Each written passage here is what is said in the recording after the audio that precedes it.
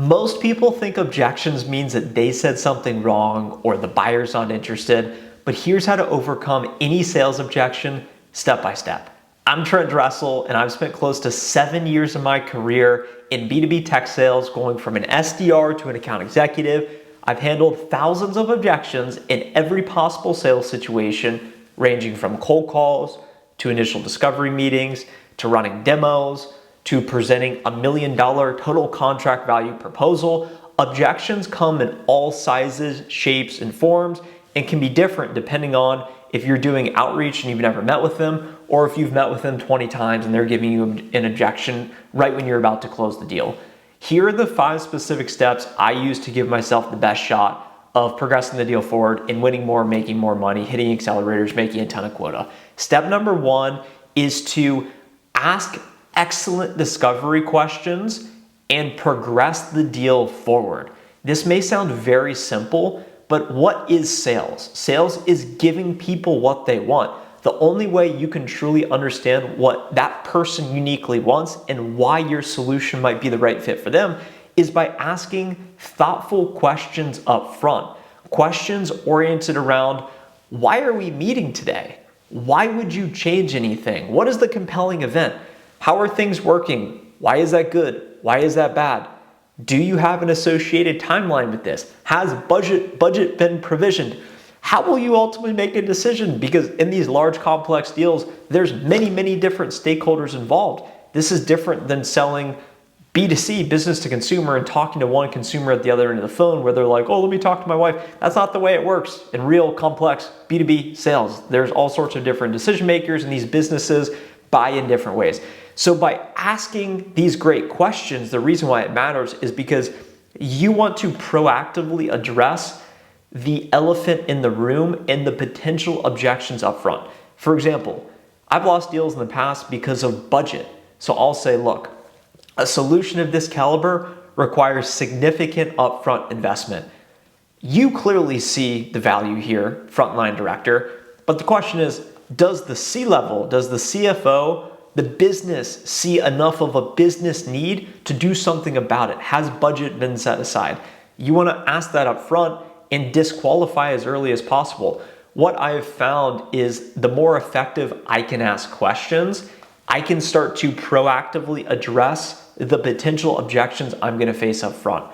Another one would be competitors. So you can start to ask trap setting questions based on highlighting your solution's advantages compared to the other alternative vendors that the customer you're speaking with might be speaking with.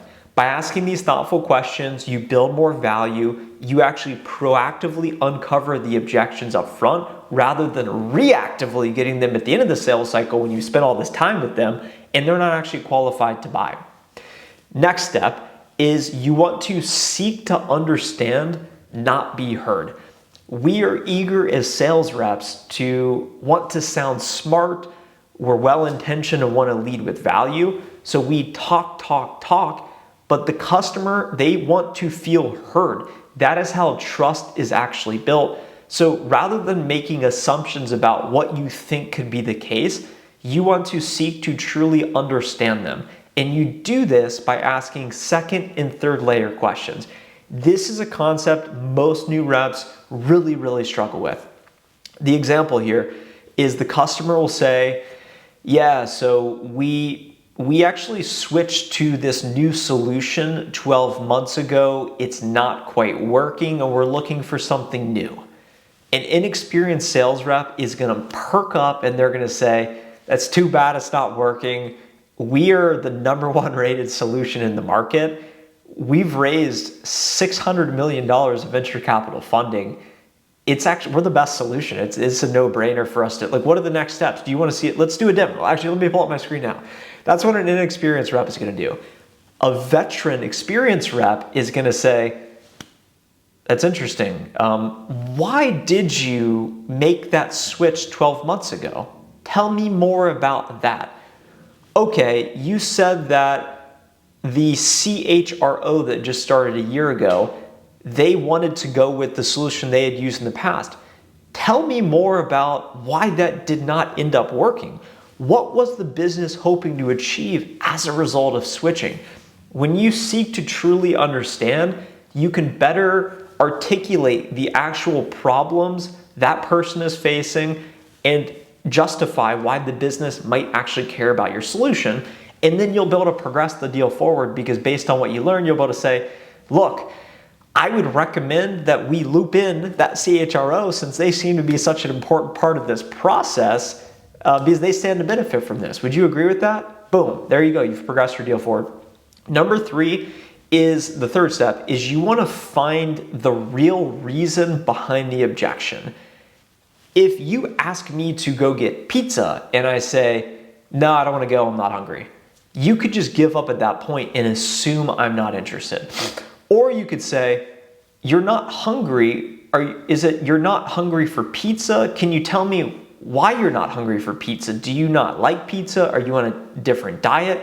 When is the last time you ate?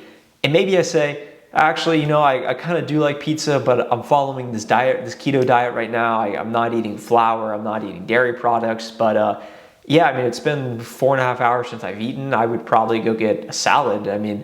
That's actually what I've been eating, and I'm kind of out of ingredients. I need to go grocery shopping. Okay, so you're telling me you're open-minded to getting food of some sort tonight, just not pizza. Yeah, okay. Let's go to the salad bar. Boom. So I have given you an objection. I don't like pizza. I'm not hungry. But unless you ask another follow-up question, or a second or third layer question to truly understand the actual objection behind the objection, what is that actual motivation for saying no? Especially, you get this all the time on cold calls.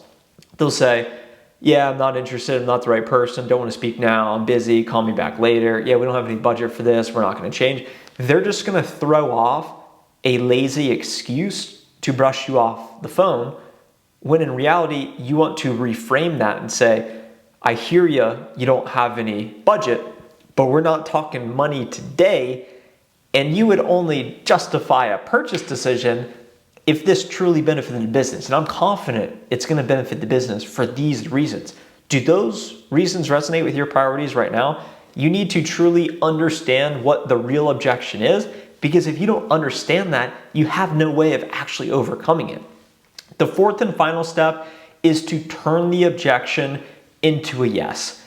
What I'll say here is that the good ones know more.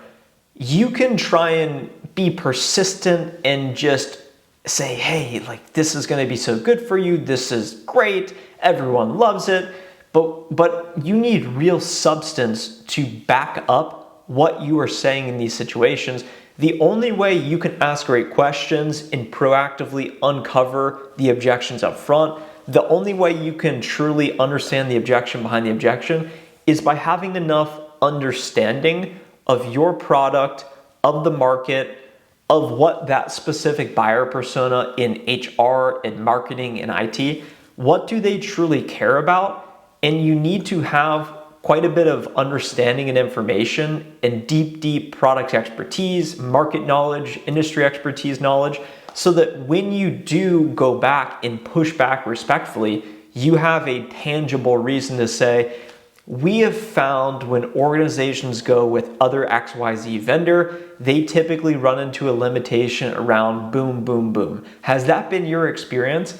By asking an informed question like that in response, the buyer will open up, because they will see you as a trusted thought partner, someone who actually knows what they're talking about.